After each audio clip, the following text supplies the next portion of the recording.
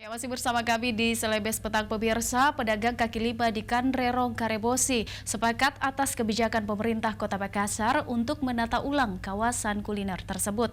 Langkah penataan ulang dinilai sebagai solusi atas persoalan kepadatan lapak selama ini yang menjadi pemicu rendahnya minat masyarakat untuk datang ke Kanrerong.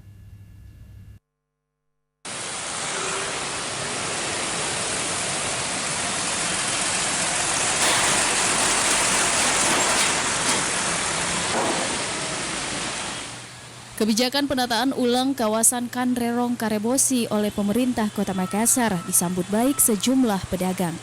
Langkah tersebut dinilai para pedagang sebagai solusi atas kepadatan kawasan Kanrerong selama ini yang menjadi pemicu rendahnya minat warga untuk datang berkunjung.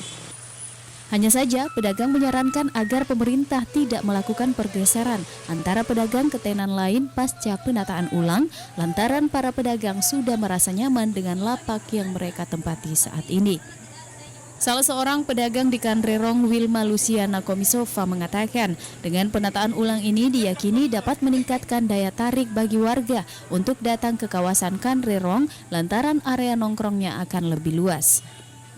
Kalau saya pribadi sih setuju untuk penataan ulang ini, soalnya pemerintah pernah mengatakan bilang ini mau dibentuk ya, supaya di tengahnya itu bisa ada ruang kosong, jadi pengamen-pengamen jalanan atau musisi jalanan bisa diundang untuk berpartisipasi di sini. Mereka dikasih ruang saja kan pasti sudah senang.